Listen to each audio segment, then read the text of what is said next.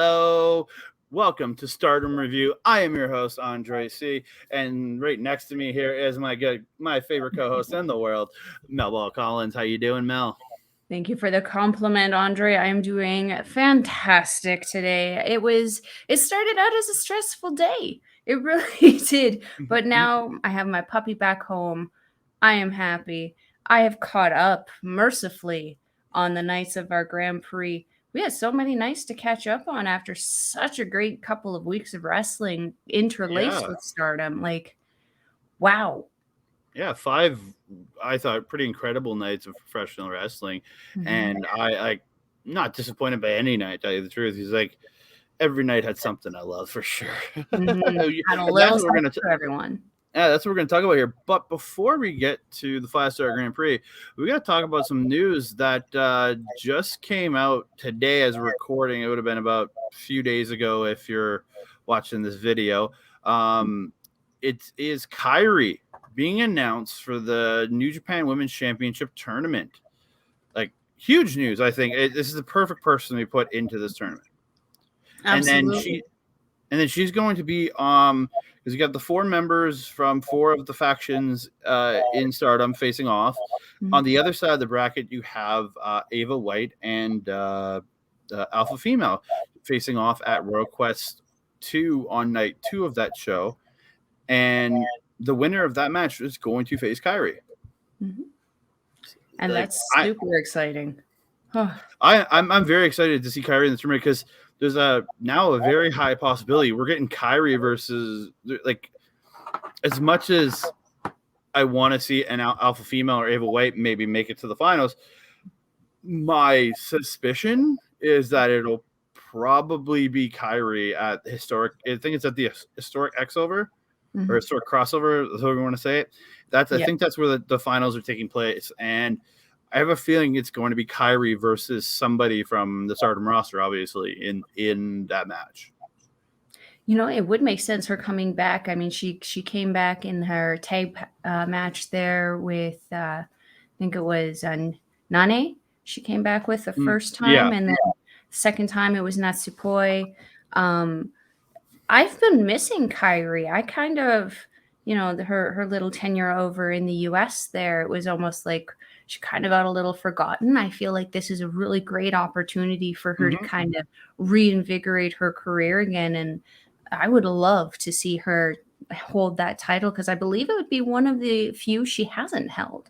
Again, the title being brand new anyways, but to see her become the first champion, and I think it adds a bit of legitimacy for New Japan having an ex-WWE woman win the championship, I think is a huge plus for New Japan in that sense.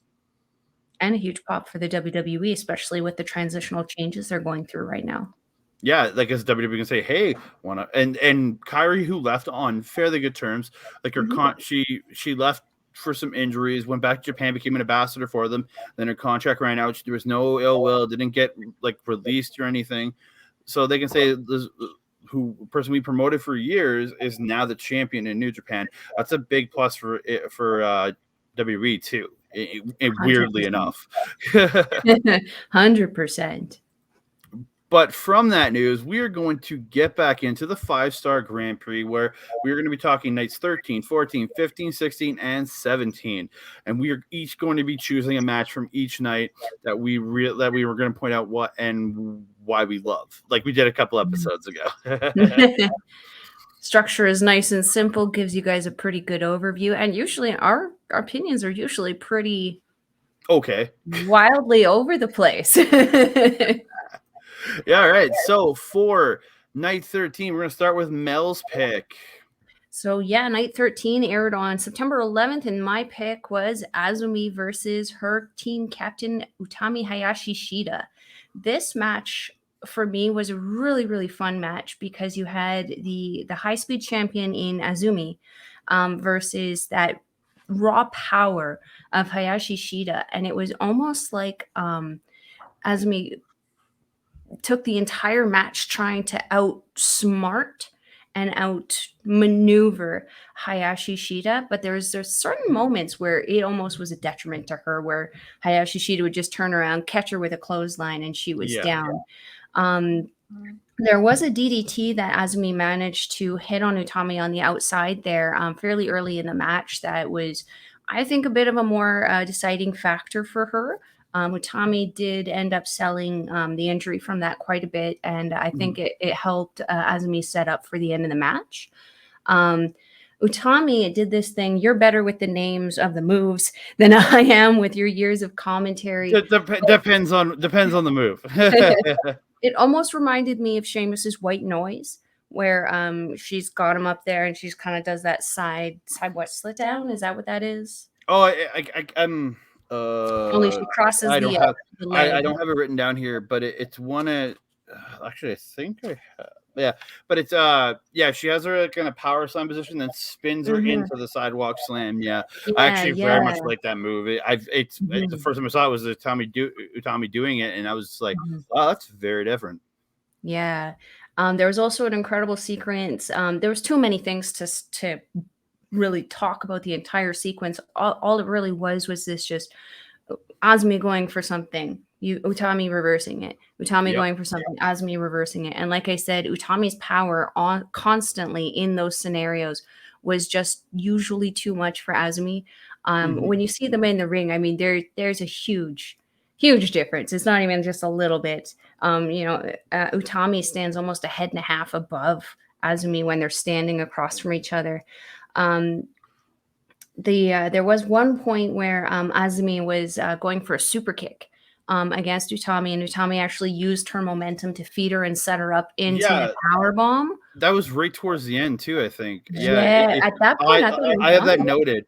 I have that note as one of my last comments in that match. And she goes for the kick and then just hooks her and just lifts her and bang! I find the flow of what they did there with the catching the kick into the power bomb very impressive. I thought two things in that moment, that it was almost an act of desperation for Utami to just lay out Azumi and just shoot off a move as quickly as possible before Azumi could pick up something else. But also I thought it was over at that point. I hadn't really seen her kind of pull something like that out, and I was like, hey, it's the Grand Prix, why not? But Azumi pulling a surprise, pinning her captain, and what a sweet little exchange afterwards where Utami's just smiling and laughing, knowing that she, helped her team member maintain that height and level in the tournament. I like the little back and forth that they did after the match. But yeah, like the finish, like I was expecting Utami to win this because being the captain and being the veteran of it. But like she gets her, like she had her up in the torture rack, and Azumi getting out of it and hitting a Canadian Destroyer and then a roll up and winning it. Like I was really like, whoa, where did this come from? I really did not see that ending coming. Me neither. Yeah. So from here, we are going to go on to my pick from night 13, and that is Saya Kamitani taking on Suzu Suzuki. Like Suzu Suzuki, she actually missed the first couple matches on the opening weekend of this tournament, and I was just like, I was really she didn't work for a bunch of cards, and I was really wondering who this lady was. And when she came out, I've been impressed with her in almost every match she has been in. Just some of the stuff between both and Saya Kamitani, like being the Wonder of Stardom champion, you got two top end people wrestling this match, and like I take an exorbitant amount of notes, like especially that night 13. I had just a stupid amount of notes for some of this stuff. And then Saya went for a springboard. It kind of gets messed up by Caesar, and she cutters her onto the apron. Like, dude, over all these nights, the crazy apron spots from some of these matches are just insane. And then Suzuki goes to German Saya off the apron, but it's reversed, and then Saya ends up hurricanranaing Suzuki off the apron. It was just like it's some of the crazy things they do is just nuts. But then they got back up on the apron, and then Suzu jumps up and hits a release, grabs her, release Germans her, with pretty much landing on her head on the floor. Mm-hmm. Like, just it was a sequence within about a minute of each other, like within a minute, and it's just like, oh my god! I literally wrote WTF on my paper. But yeah, Saya going for her, gets the fisherman driver, but misses the Firebird splash, and then Suzuki hits her what she calls the tequila shot, where it's essentially puts her behind her back and like flips her like sort of like Kofi Kingston's SOS, but but the girl's behind her and she spins with it. It's like a cartwheel with an SOS behind her back. I actually very much like that move. I didn't figure out what it was called until like 2 or 3 nights later when she won with it, and it was a tequila shot. But then in the end, Suzuki hits a German suplex, rolls through, hits a second German with a bridge, and gets the pin. Suzuki pinning the Wonder of Stardom champion, which I think lends to things after the tournament, whether there's a win here or not. She may have a shot at the Wonder of Stardom championship now. Yes, this is something we noted in our first part of the review of the Grand Prix. There was a couple moments where even Suri, the world champion, got pins and submissions on her. So it's like, there's going to be a certain amount of people thinking that they are certainly entitled to something after this tournament. You mentioned the style of Suzuki, and I think that was something that was kind of mentioned a little bit later, more specifically night 17. So we could talk about that then. But with Suzuki, I also noted she has a very unique style about her.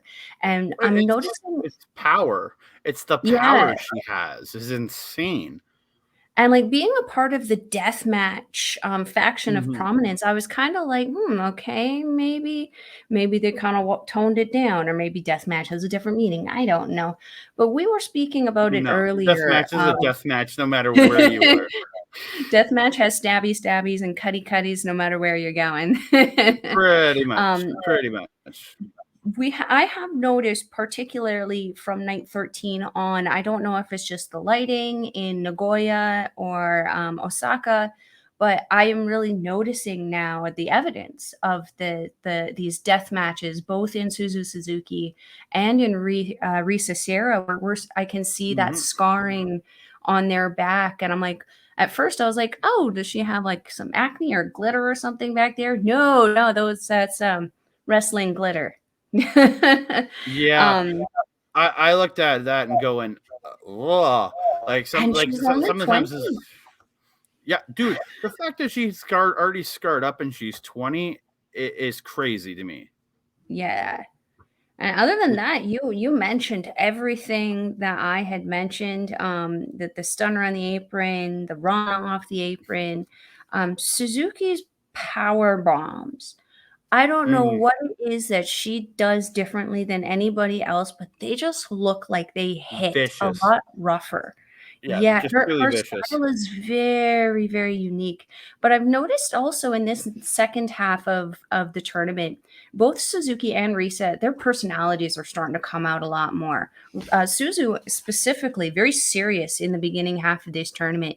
Now we're seeing her almost taking a Minoru Suzuki kind of angle on it and almost relishing in the chaos, enjoying hurting everyone. And I'm admittedly kind of living for it. Yeah, it can be entertaining. And like at one point they were on the turnbuckle and Suzuki just grabs Sai and just bang, just headbutts her, and it looked like, I'm not 100% sure, it looked like head on head. I'm like, oh, gross. And you heard a thunk, and it sounded, it made me just go, oh. And she isn't the only match she doesn't. She doesn't, like, I noticed it like 2 or 3 more times, and then the following couple nights when I watch her wrestle, it's just like, she's vicious. Yeah, it just the fact that I heard that sound off a headbutt is insane. But a wonderful match, and I highly recommend it to anybody checking out night 13. It's just insanity. But we move on to night 14, and we're going to check out Mel's pick in Mina Shirakawa taking on Amy Sourei. Oh my goodness! So shout out to Cody, our friend Cody Defoe, with a big fan of Booby-san there, name appropriately given by Thekla before she took her vacation. Getting into this match, I really, really enjoyed Ami. The just her coming out, joining God's Eye, she has been unquestionably dominant in every match that she goes into. She's just pure power. Her machine gun chops are reminiscent to me of Kobashi, where there's just every single one hits just as hard as the last, and you get just as good of a clap off of every single one. Oh Um, yeah, very much so. Mina, however, very, very smart, targeting the leg of the powerhouse of Ami to get her down, to kind of take that away from her. We've seen Mina become very technical in this Grand Prix. Not she was more of like almost a high speed kind of esque character or wrestling style beforehand, whereas now she's really stepping up her game in the Grand Prix, and I'm seeing a lot more submission holds, her slowing people down. Not so smart though to get into the chop battle with Ami later in the match, where they're just Yeah. going back and forth. I was like, I don't care how much padding you think you have up there. It's not going to help you in that No, situation. yeah, some of the chops, especially coming out of Amy Saray, are just brutal. Like you hear, like she rivals with some of the men, some of the hardest hitting men in professional wrestling. Like not quite Minoru Suzuki, but No. she's harder than some. She's definitely harder than your Ujuros for sure. But Mhm, yeah. mhm.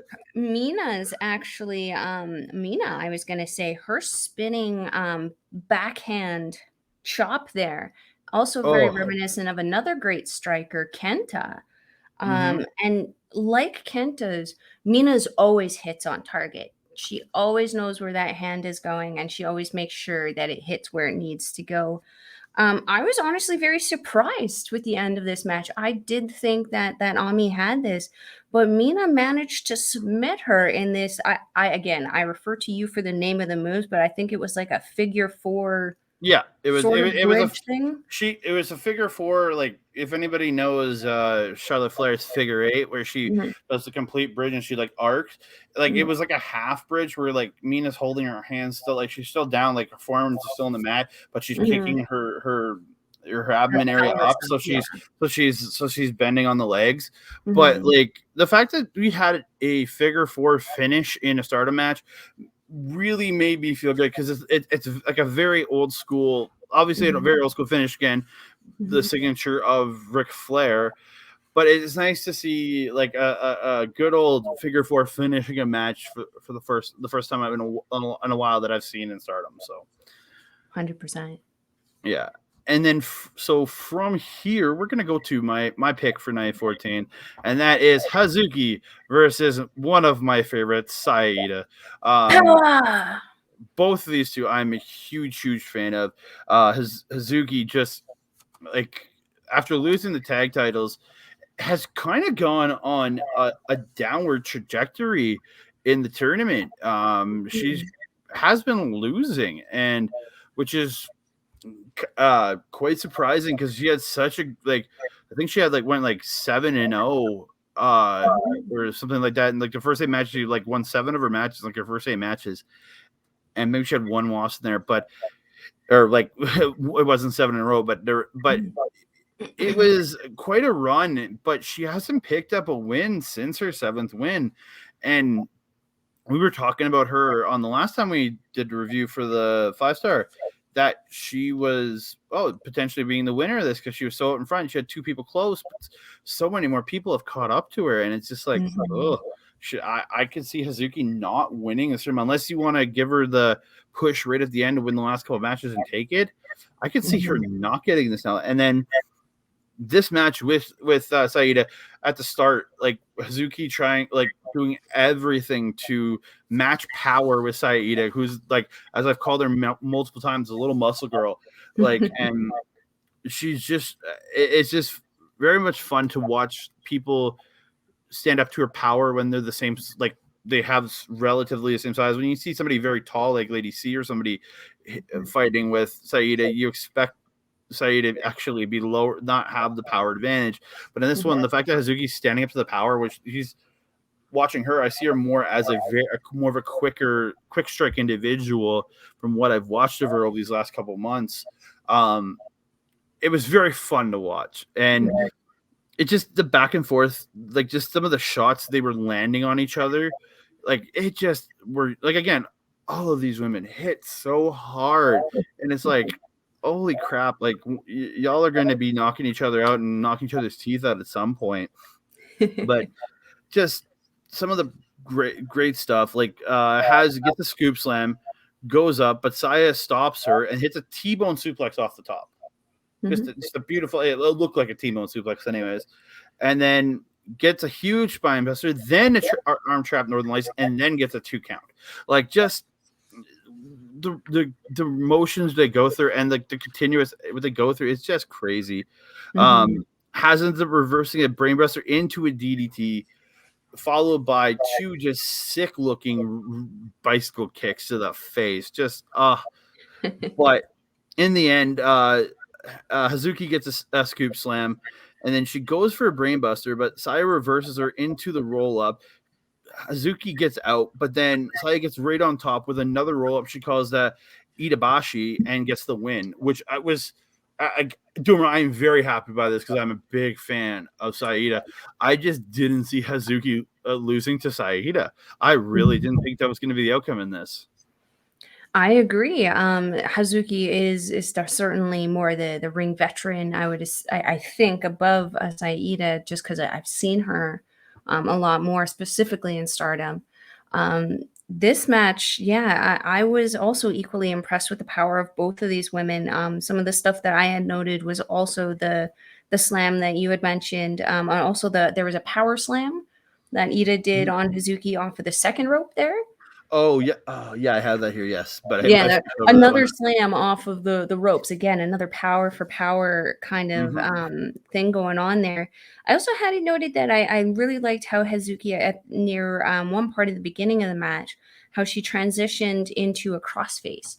I'm not entirely sure where I went from that. Yeah, because what I said was crossface. Because it was a half Nelson and then a running senton that she gets a headlock and then transition over into a crossface. It's just like pure like wrestling transfer, like just like pure transfers on the ground that look just perfect. Oh, because I just had that very loosely noted there. I'm like, what did I mean there?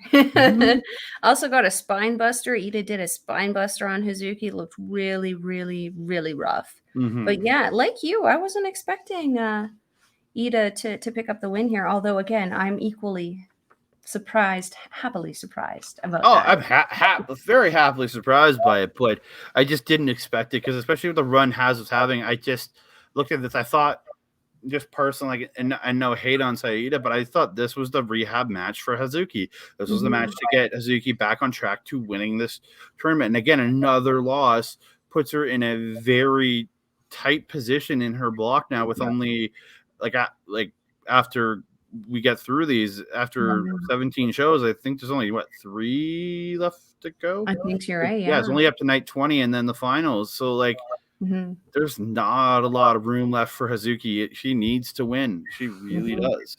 100%. But from here, we are going to move on to night 15, and you're going to get the Mel's pick of Syuri versus Saki.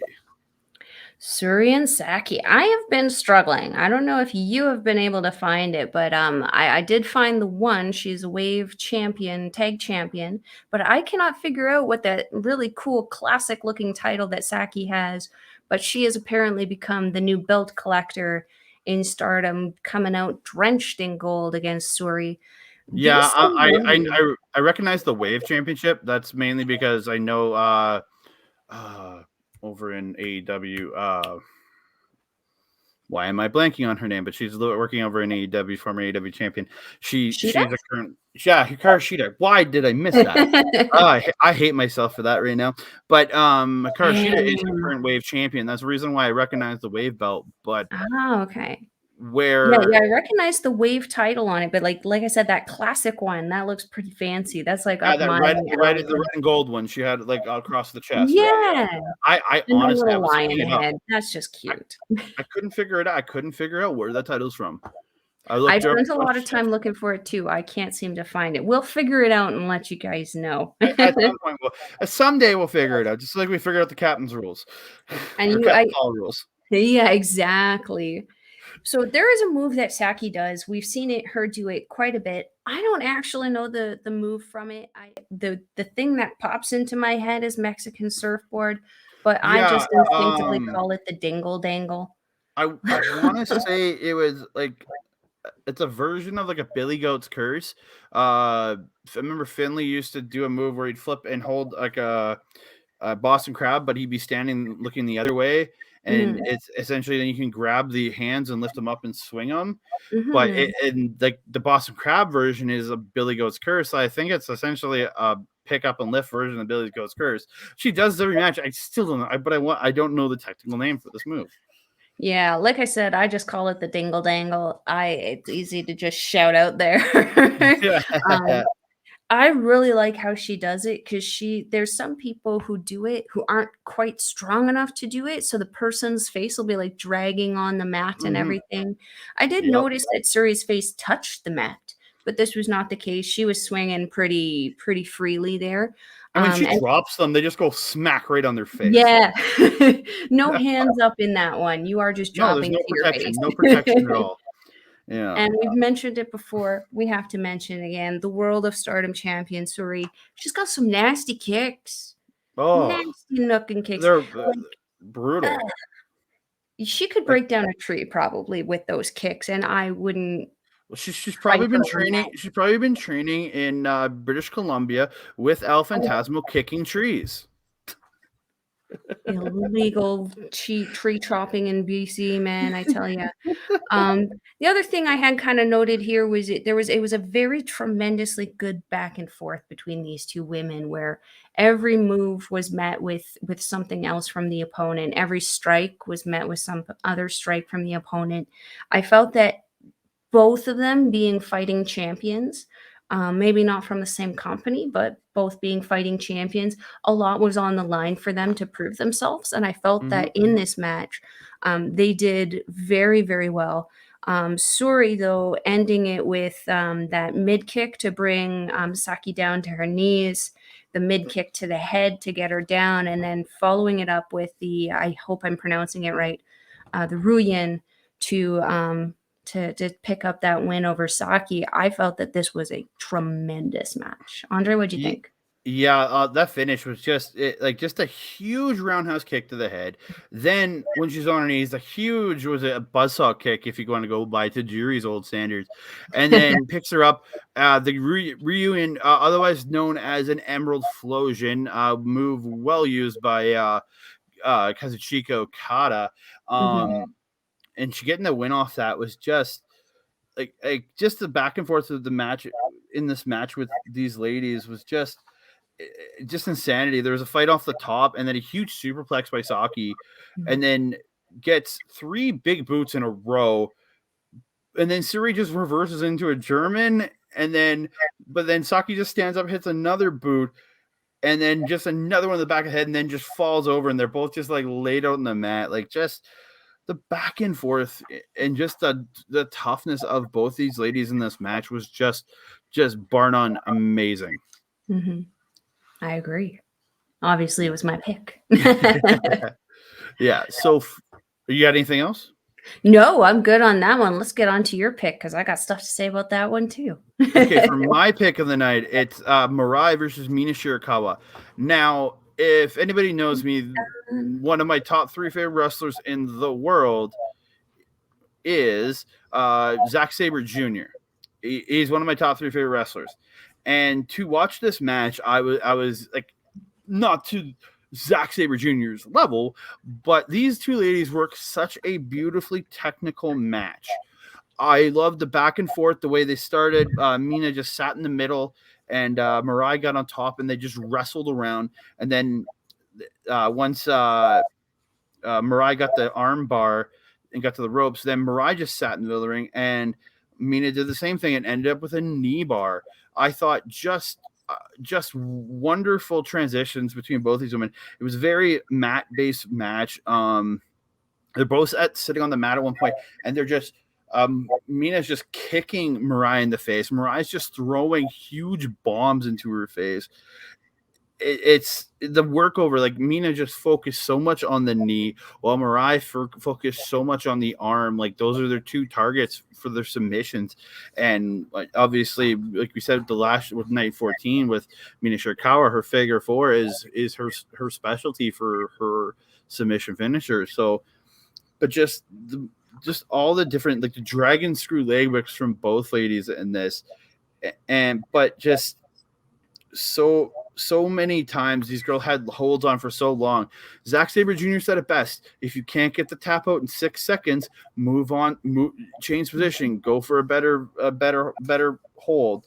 But just in the end, Mirai caught a spinning back fist from Mina Shirakawa, turned it into she gets her on the ground with a Kimura, and then puts her leg over the head, and then ends up turning it around and then pulls it like one of the arms like just straight backwards as she looks the other arm. It's like almost like a backwards arm bar, but twisting the arm at the same time, and got the tap out. I just looked at that on my I didn't even catch the name of what that finisher was supposed to be called. Mare. There you go, Mira Mare. But like because I was just kind of marveling in the technical ability of that finish. Like I've never even seen Zack Sabre Jr. pull a Kimura like that. So like I am very impressed by both these ladies for just the technical match that they had on it. And it entranced me just to watch these two just have a more pure end wrestling match. And that's it, almost pretty much verbatim. My first note is that this was a straight up wrestling match. I felt that Mirai was maybe not expecting that out of Mina. I felt like there was a distinct part in the beginning and the middle there where she struggled a little bit to kind of almost regain her footing. But then again, as you said, once they started kind of feeding back and forth, it was only a matter of time before Mirai was gonna, kind of come up on top of that. There are just so many chances for both of them because, like I said, Mina got a hold. She's got a figure four in at one point and held it for a long time. And I really thinking, okay, is Mirai going to tap at this? But she like finally get into the ropes, and just there were so many spots with the submissions that I really bid on, thinking these women could end this right here. But like Mirai just showing that like power dominance too by like hooking her the way they did it and then twisting the arm in the sense that she twisted it at the end. Like it was like extended, but it was like twisted around. Oh, like just snap back into place. Pretty much, yeah. And that was pretty much the one that kind of I think that was the middle of the show, wasn't that? Yeah, that was right in the center. And like, don't get me wrong, your pick of Suri and Saki was just a phenomenal contest, but this one like stole my heart in that I love both these women in the like as their characters, but like just the fact they stole my heart in this beautiful technical match. I was just 100% behind that match. Like there's no choice. Like if you would have come to me saying, "Hey, I want to choose this one," I would have been like, "Nope, this is mine." I would have fought you for that one. And what's great is that when you look at the combination of matches that happen on all of these nights, you're gonna find kind of something in everything that you want to see. I mean, there's a straight up great technical wrestling match in your pick with Mirai and Mina Shirakawa. There was a straight up kind of almost North American style, move for move, strike for strike with Suri and Saki. And there was also a whole bunch of other stuff that we can't get into because we don't have the time. That would be the whole variety of all of that other stuff in between that's missing. So yeah, it's I don't fault you on that one. That was a good match. No, it's that technical style of wrestling just entranced me. So, but from here we're going to move on to night 16, and we're going to Mel's pick. of Tam Nakano taking on Risa Sera. Oh yes, and as I mentioned earlier with Suzu Suzuki and Risa Sera, you know, I at the first half of the tournament, I really wasn't sure, particularly about Risa Sera and kind of where she was, who she was. The look of her certainly doesn't always act, or sorry, doesn't reflect the person that she portrays in the ring. But Mhm, I think that the last couple shows that we're starting to see the connection there. mhm. This match against Nakano, she also had a match, I think it's later on, against, oh no, she already had it against, Mai Sakurai. You know, we're Yeah, starting to that one see, was really good. yeah, she's coming out of her shell a little bit more. I think she's getting more comfortable performing in the Stardom show and with the Stardom women. Yeah. Um, but then you have Tam Nakano, and she is just an absolute veteran in that business, the leader of the Cosmic Angels. Um, start off this match a little bit in, there was a cutter by Tam on Risa on the outside that looked Mhm. absolutely nasty. I believe it actually went from the ring apron to the complete outside there. Yeah, I'm just looking for that right now. I remember that spot. Yeah, Like, Risa ate just all of that. yeah, just some of that, and then, dude, I think she Cesaro spun her right into the chairs She not too long did, after yeah, Risa yeah, Sera did. Like, oh yeah. my god, and she did it a couple nights before, and I was just cringing because Risa I think it was Sakurai. Naomi Sakura, and I was just she's just covering She the girl just just missed the spinning, chairs, like just like missed them. fraction of an inch. Like, oh my, oh, I was scared for these girls, man. I mean, does that speak to the control of Risa Sera or just the plain out luck that she has going I into that?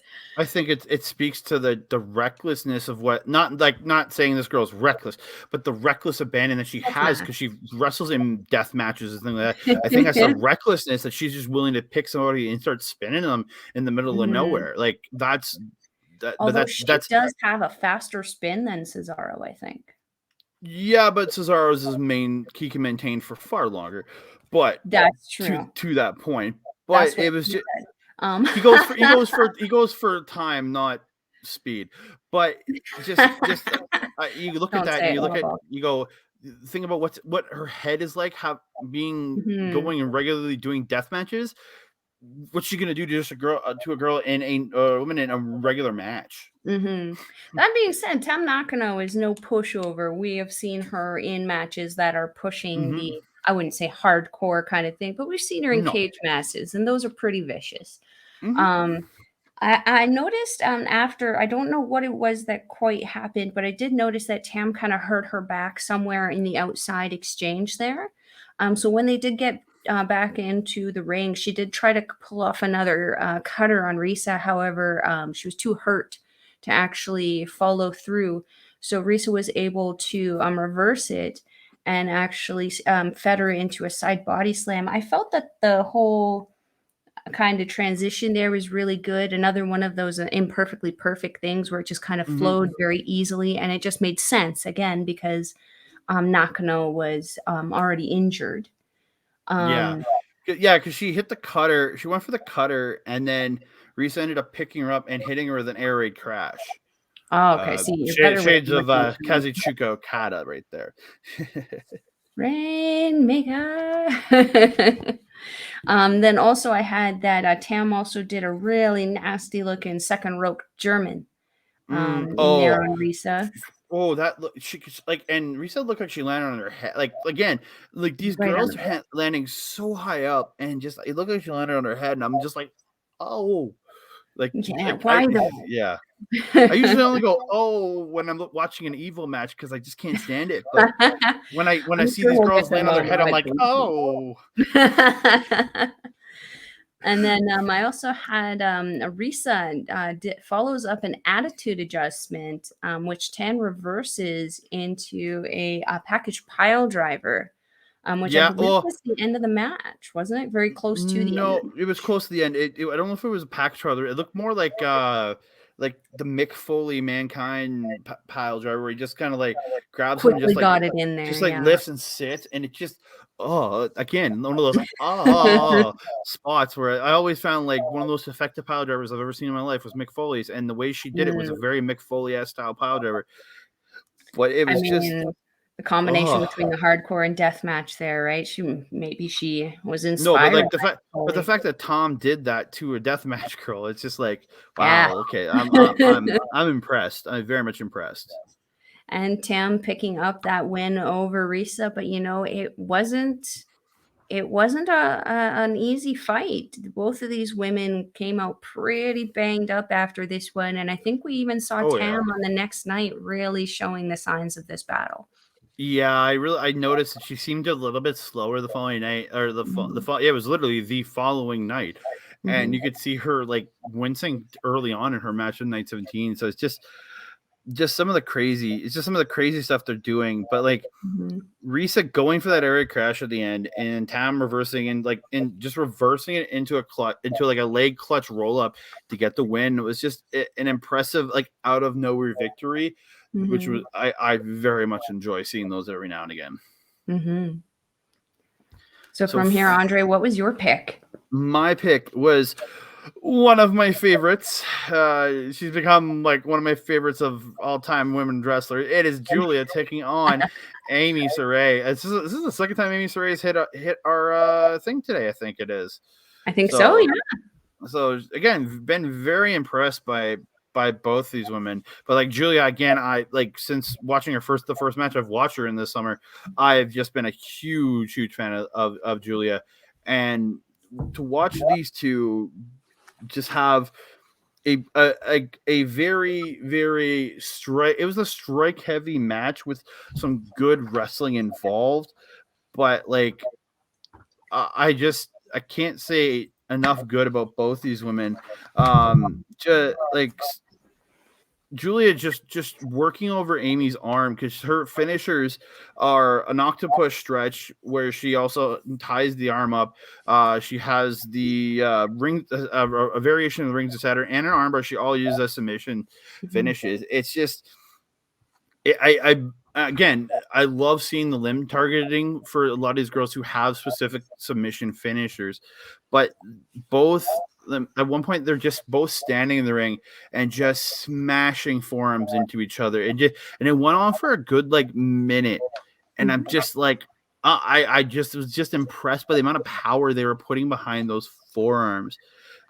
And then just Julia going for I think it was a Viper clutch. I can't remember the actual technical name, but it's an octopus hold. And Amy's just struggling. And then we're in it for a good bit. And Amy just slowly moving and just barely gets the ropes. It's just perfect, like from underneath trying to stay alive. But towards the end of the match, Amy Saray gets a huge, big Blue Thunder bomb, and then it only gets a 2 out of it. So picks her up, hits a spinning brain buster, only gets a 2.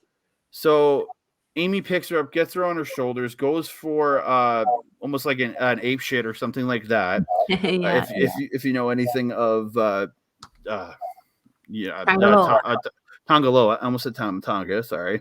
And Reverser brings her down into like with a crucifix, but then transitions into Rings of Saturn and just pulls back on the head and gets a submission victory with actually the Rings of Saturn. She calls it the Bianca, and gets the finish. I was so impressed by both these ladies with just the amount of power and they're hitting each other with, and then the technical side to some of the stuff they were doing was just impressive. I have to agree. I don't actually have a whole lot to add on because you pretty much summed up a lot of the notes that I have a lot of notes. No, that's good because that means we had the same kind of opinion overall. I did just note that Ami did her absolute best to outmuscle Julia. And I felt that this was a battle for almost, I don't want to say dominance, but I do want to say it was a battle for her to be like, I can kind of like for Ami to stand in the ring against Julia and be able to handle Oh, yeah. herself. I think she more than proved it in this match. Oh, for sure. For sure. Mhm. Just to stand up, because like Julia, with how she's a leader of Donna Del Mondo, Mhm. she's become again, only been in the business as far as I can tell for about 4 or 5 years now, but she's become one of the top end people, and for Amy to really stand toe to toe with her was huge. Mhm. But before, 100%. so I'm gonna actually go to my pick for night 17 first, because the match you pick for night 17 is the main event. So I want to go to I'm going to go mine first, and Sure. it is Koguma taking on Uh-huh. Risa Serra. Like I look at Koguma in a very weird sense. When we watched her on the Stardom X Stardom show, she was so brutal, so vicious, so like just beat your facing kind of person. But then we watch her in a lot of these 5-star matches. She's very, and I don't mean this as an insult to her, very Yano-esque. Like, I know a lot of people aren't huge fans of the style that Toru Yano provides, but hers is very Yano-esque. But she is a very, like, again, like Yano, a very good in-ring wrestler. But I find she knows better when to turn on the side where she needs to get serious and buckle down in a match, more than what Toriana does, because he does his goofy crap the entire match, where she does. Because perfect example was at the start of this match, she was doing wants a handshake. Risa Serra wouldn't shake her hand. She kept doing the Koguma. I don't know what this is for, She's a but bear. okay, the Koguma The bear bear symbol. ears. And Risa Serra would not take her seriously, and she just kept kicking her in the face, beating on her, and making fun of it. And Koguma would keep trying to do the symbol at it, and then Risa Serra would kick her and beat on her again. And like, it was a very like, Risa Serra is going to dominate Koguma in the style that they did.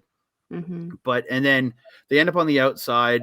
Risa is chasing after Koguma. She catches, like, Koguma just turns around, does her bear symbol, and then Risa just runs up and just kicks her in the gut. Like, just no reaction, just kicks her in the gut, throws her into the chairs, and heads back in the ring. And Koguma like just recovers, and she ends up getting a DDT onto Risa actually before they got back in the ring. But just the back and forth between both these ladies was just phenomenal. Like, when they finally got back into the ring, Risa at one point gets a beautiful high angle Boston crab. Like, just she's grabbing from like the leg like this, and she's like standing up, so like she's just twisting right at the lower back, and it just like it looks like so much more torque. It just it looks so brutal. But then and I've noticed this on a few matches she's done, where she lifts the girl up and just tosses her into the corner, but it looks like with a buckle bomb, but it looks like it hurts so much worse, because they're coming, but they're hitting right at the bottom of the turnbuckle pad. Oh, I'm like, oh, and then she'll run it straight into them with double knees to the face, a la Andrade El Idolo. But it's just, Koguma ends up getting the advantage, and she slams her down by the ropes, and then just stamps on top and just bang bang bang bang bang bang, bang, just does the little stomps in the back, and then launches herself up and just comes down with a huge double stomp to the back. Looked brutal. But in the end, Risa gets a cradle shock, but only gets a 2 out of it. Then she hits the air raid crash into the corner, and then gets the double knee drop off the top for the win. And Risa Serra picks up another victory here, so solidly moving herself into contention for this tournament. Yes, this match again, like that I agree with you. The spot in the beginning of there with the ears and everything, that's typical Koguma. That's typical what I'm used to with her. Seeing her at the Stardom X Stardom show, where she was so serious and she really turned it on. You're very right. It was very Yano-esque, because like Yano, he knows when to turn things on and when to. Sometimes. I hate to admit it. Sometimes he knows when to turn it on. I think He Koguma knows better than when to Yoshihashi. I think Koguma knows when to turn it on better than Yano does, in my opinion. I agree with that 100%. Yeah. But yeah, the only other thing that I had noted in this was the top rope cutter that Koguma got to pull off on Risa. Other than that, I pretty much noted the same things you did. I got to get better at my notes. Yeah, yeah. It just so much happened in that match, and it was like a very big highlight for me. The other highlight is your pick of the night, and that is Mhm. Utami Hayashishita taking on Saki. Oh man, another almost kind of champion-esque match. Hayashi Shida, obviously not a champion, but she could be soon. You never know. She is the captain of Queen's Quest, Well, she's also and the former champion. She's the former World of Stardom champion too, who exactly, did only take a the. matter of time. Mhm. But Saki here, she again came in with that dingle dangle. I'm gonna figure out what it's legit called, but the dingle dangle. I look And at it as a hanging Billy Goat's curse. So that's what I think of it as, essentially. I think dingle dangle sounds funner. But again, as I had mentioned before, she is so good with her pull off of this. Again, Hayashi Shida, she was gliding, she was sliding, she wasn't hitting her face on the ground until Saki wanted her to. Mhm. But this match was another match of power for both Utami and Saki. Mhm. I feel like Saki was doing her absolute best to keep up with Utami. And again, I feel like this was another match where she definitely felt that she had to prove herself because she went from fighting the actual world champion, was it the night or a couple nights before, to having to actually fight the woman who the current champion, says is her greatest rival in the company. Yeah. So, to be like perfectly fair, again, I have to shout out both of these girls' entrances. Utami Hayashishita, I think, has some of the best music in Stardom, and her intro is so classy and professional, yet interactive and fun. I love that she comes out with the rose and gives it to people. We haven't mentioned it in the reviews yet, but there has been a lot of play going around with the rose that Hayashi Shida brings out with I think it was Mai Sakurai giving her plants and like actual Mhm. flowers, and then Hayashi Shida slapping her with them afterwards. Yeah. Um, Pretty sure Kashima Saki did the same thing with a paper one and like gave it to a crowd member, and Mhm. it's been a lot of fun to kind of watch her there. But at the end of the show, Hayashi Shida turned out to be just too much for Saki, and we got to close out the show with the Queen's Quest captain signing off everybody. Andre, what did you think Yeah. of this one? Honestly, like I don't. There's very few better than Utami Hayashishita in Stardom right now. Like Mhm. there was a reason she was their champion when she was. It's a reason Shuri calls her her greatest opponent, her greatest rival. There's a Mhm. reason for that because of how good she is. Just just some of the like the Tommy's air raid crash, like you see it from a few of the girls, but hers just like the way she drives them down. Um, Mhm. like there was a point she just picked just from the ground, grabs her, lifts her, and then just deadlift German suplexed her.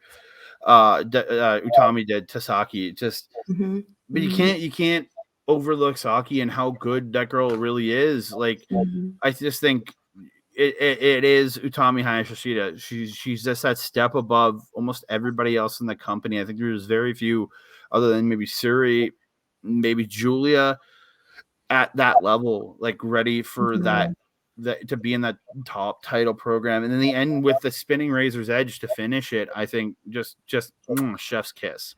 Mhm. And if I remember correctly, I bet she had a little bit of a struggle setting that up at the beginning, didn't she? Before she managed to pull off the move. Yeah, she tried it earlier on, didn't quite get it, and then got it towards the end at the end there. Yeah. Yeah. What Yeah. a great night for Stardom. Oh, so very, very good. But we do have a breakdown. I have the breakdowns. I got them off of the Stardom's Twitter account for the blocks. Mhm. So for right now, we leading the pack with 14 points in the Blue Stars is still Hazuki. Mhm. But right on her tail is Saya Kamatani with 13. Julia with 13, and Mariah with 13. They're all at 13 because each one of them has been in a draw, has had a draw match. Mm-hmm. And then just behind them at 11 is Mayu Iwatani, the other one with the draw. So, and then Natsupoi at 10, same with Amy Saray. So the fact is, they all, I think, they're all within 4 points of each other. That's 2 wins. There's Mm-hmm. 3 nights to go, and I think each woman has at least 2 matches left. So there is a strong chance Hazuki does. I really thought she was going to win this, but there's a strong chance she does not. Mm-hmm. Mm-hmm.